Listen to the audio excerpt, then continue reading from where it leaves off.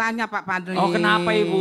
Saya ini resah. Resah, kesel. Ya, kesel. Kenapa Bu keselnya? Selalu ngelihat judi online terus. Oh. Sampai ada istri membunuh suaminya. Waduh, ya Allah, astagfirullahaladzim. Polisi juga Pak Ustadz. Oh gitu, Iya. ya Allah, oknum itu Bu ya. Iya. Kalau suami Ibu yang main gimana?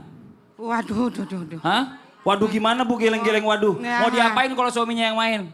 Kalau sampai suami saya judi online, kalau pulang ke rumah saya jadi empe Pak Ustadz. Emang empe-empe dipotong Iya. potong. Empe-empe lenjer. Iya. Oh gitu. Coba Ustadz Maulana izin, Ustadz Maulana ini mohon izin nih tanggapannya. Silakan duduk dulu. Iya Ibu boleh boleh. duduk. Tepuk tangan dong buat Ibu, Masya Allah. Kepada semuanya, inilah hakikat seorang hamba.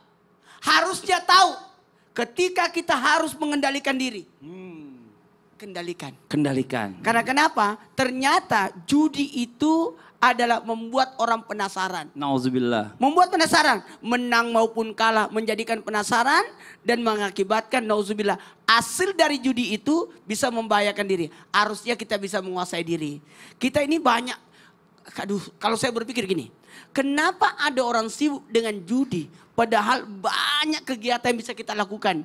Ibadah kita banyak, pelajaran ilmu banyak harus dipelajari. Lebih banyak harus ke majelis, bagaimana mengurus keluarga. Ini kalau judi online itu merusak tatanan, betul tidak? Betul. Semua hasilnya nggak bagus, hidupnya nggak tenang, maka berakibat rusaklah rumah tangga, rusaklah kehidupan. Saya banyak mengalami orang-orang seperti itu yang saya hadapi. Oh gitu. Banyak. Istrinya apa suaminya yang cerita nih? Yang main apa yang istrinya? Baik mertuanya yang ngomong sama saya, Oh gitu. baik istrinya curhat sama saya, sehingga orang-orang itu saya panggil. Oh. Jangan sampai ulangi seperti itu lagi ya. Aduh, Masya Allah. Nah ini makanya hari Bahkan ini ada nih. orang di resign dari pekerjaannya gara-gara Nauzubillah. online itu.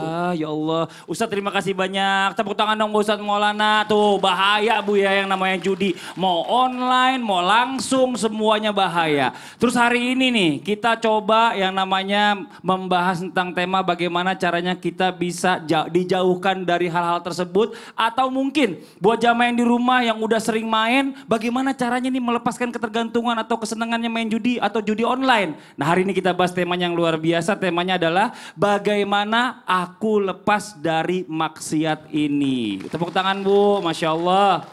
Dan ini buat jamaah Islami Dunia yang ada di rumah, sebelum kita mendengarkan tausiah ya, kita coba lihat lagi sebuah video tayangan lagi tentang manfaatkan kelaparan di Gaza, Israel gunakan taktik adu domba. Nauzubillah, ini di tayangannya.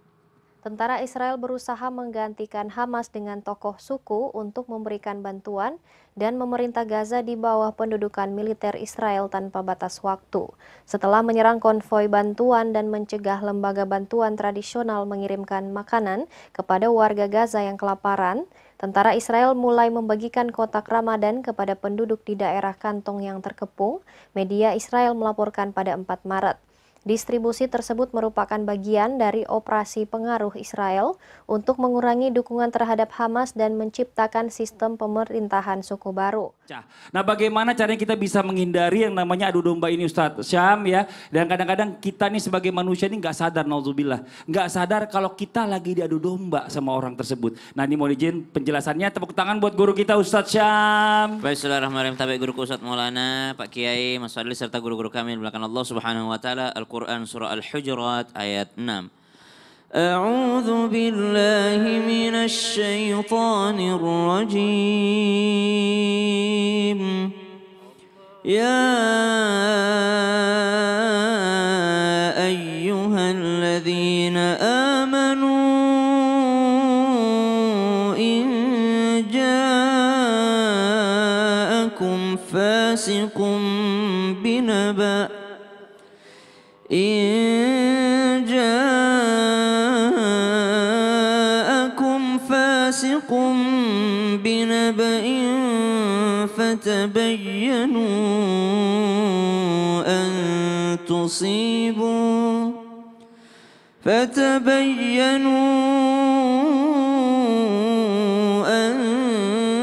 تصيبوا قوما بجهالة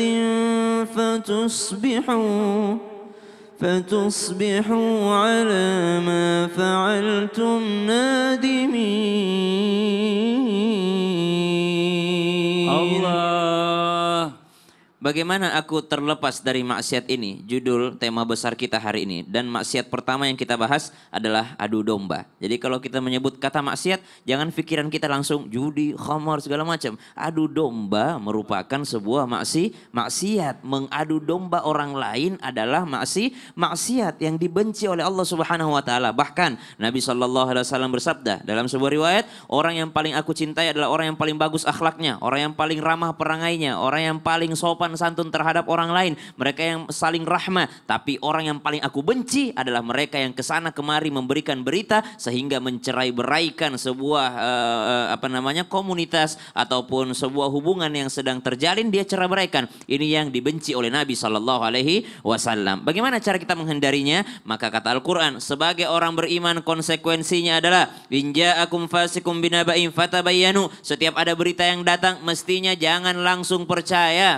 Subhanallah, zaman sekarang gampang sekali orang percaya dan gampang sekali orang menyebarkan. Lihat satu berita, bawaannya pengen komen aja, bawaannya pengen share aja. Subhanallah, setiap ada dia baca, langsung share ke teman-temannya. Setiap ada sesuatu yang dia lihat, langsung share kepada teman-temannya. Jangan sampai kita ini bukan korban, tapi kita ini adalah pelaku adu domba juga. Kenapa? Lihat sesuatu, langsung share. Lihat sesuatu, langsung share. Subhanallah. Maka bagaimana supaya kita tidak terjebak dalam adu domba ini? Jangan sampai kita gampang percaya dengan sesuatu sebelum kita memvalidasi sebelumnya. Jadi harus ada validasi, harus ada verifikasi sebelumnya supaya benar berita tersebut, baru kita bisa percaya dan bisa kita menyampaikan. Terima kasih banyak Ustaz Syam. Sama-sama. Tepuk tangan sekali lagi buat guru kita Ustaz Syam. Jamaah. Yeay. Pernah nggak marah Bu? Pernah apa sering? Saya dengar ya katanya marah itu juga termasuk dalam maksiat. Ya astagfirullahaladzim, ada takut semua. Ya, Pak Kiai. Ibu ini langsung kaget. Iya. Kenapa? Ibu suka marah-marah? Suka. Coba Pak Kiai izin nih ya. Iya. Kalau kita nih punya sifat, mungkin keluarga kita orangnya pemarah. Gimana nih kalau misalnya orang bilang, ini sebenarnya saya mau ngilangin sifat ini, cuma nih bawaan orok, keluarga saya keras semua. Jadi kesannya suka marah-marah, berarti saya suka maksiat dong. Nah ini mau izin penjelasannya Pak Kiai. Tepuk tangan guru kita, Kiai Jogus Dermawan. Fadol Pak Kiai. Kiai Haji Maulana yang saya cintai, Kiai Haji Syam, juga Kak Fadli, ibu-ibu semua pemirsa Indonesia. Assalamualaikum warahmatullahi wabarakatuh. Waalaikumsalam warahmatullahi wabarakatuh. Bismillah walhamdulillah tsummalhamdulillah alladzi nastofa amma ba'du. Pada hari ini marah adalah maksiat batin. Dan marah itu wasting time, wasting energy. Marah itu satu penyakit juga. La taghdab walakal jannah. Jangan kamu marah, hakikatnya surga di depanmu. Marah bisa berbuat kejahatan lainnya. Coba kalau kita marah deh, dia pasti ingin berbuat yang gak baik kalau imannya tidak ada. Makanya perlu ada thubut ainududul akidah, kemantapan ideologi akidah yang tinggi agar kita tetap sabar. Sabar itu kan asobru min sibrimma. Asobru kasibrimurun fi mazaqatihi lakin awakibu ahla minal asal. Bahwa sabar itu pahitnya kayak jadam. Izin pemirsa, jadam itu getah pohon dari Yaman. Itu buat diabetes mellitus obat. Kalau dimakan pahitnya bukan main. Tapi akibatnya itu lebih manis daripada madu. Kok diam aja? Alhamdulillah. Ibu tahu madu? Tahu. Ibu mau di... Ada yang mau, ada yang enggak. Enggak. Lebih manis daripada madu. Kemudian saudaraku yang terhormat, bahwa marah itu bisa reda, kata Nabi, kalau dia berwudu. Kalau dia berwudu kemudian dia masih juga tidak reda marahnya, ya. Kemudian juga jangan lupa, ya, Marah itu kan dia ibarat api. Ibarat api yang disiram dengan air wudhu. Dan Nabi riwayat yang lain hendaknya duduk. Tuh, kalau dia duduk masih juga marah, hendaknya tiduran. Nah di sini saudaraku yang berbahagia, mari sama-sama bahwa sifat yang baik itu adalah orang yang beriman kepada Allah. Kan ada ayatnya tuh, Ali Imran di surahnya 133, 134. Bismillahirrahmanirrahim. Wasari'u ila maghfiratin min rabbikum wa jannatin ardu as-samawati wal ardu uiddat lil muttaqin alladzina yunfikuna fis sarai wad dara wal kaziminal ghaiz wal afina 'anil nas. Jadi menahan amarah kemudian saling memaafkan di antara kita semua. Mudah-mudahan nih kita semua pemirsa Indonesia Kabar menjadi ahli surga. Amin. Masya Allah. Terima kasih banyak Pak Kiai ilmunya. Siap. Nah ini buat jamaah Islam yang ada di rumah, waktu kita coba membacakan ada pertanyaan dari jamaah yang di rumah. Saya minta dari perwakilan jamaah yang kerudungnya waktu pembagian gak datang, ibu ini boleh masuk ke depan Bu. Beda sendiri soalnya. Sini Bu, ya Allah. Ini Bu, ini pegang mic-nya nih. Ada pertanyaan dari Rizka.Aswani. Ini tolong dibacakan Ibu nih. Nah, coba. Silakan. Assalamualaikum Ustadz. Waalaikumsalam warahmatullahi wabarakatuh. Kalau ngomongin maksiat, biasanya kan tentang orang yang tersesat akan masalah agama dan masuk ke hal yang baik Ustadz. Tapi kalau tersesat di hati Ustadz boleh nggak? Ya, Ustadz yang mana dulu? Bagaimana kalau hati di Ustadz Maulana? Ustadz Maulana sini dong, dijawab dong. Jangan malu-malu gitu. Masa ngajak ngomong pohon, kan belum stres ya. Ngajak ngomong pohon. Ini ada pertanyaan dari jamaah yang di rumah. Gimana ya? Gimana dong? Maaf. Gini aja jawabnya nggak enak. Gimana karena Ustadz malu? Gimana kalau kita jawabnya setelah yang satu ini? Aku kan mau, salah malu.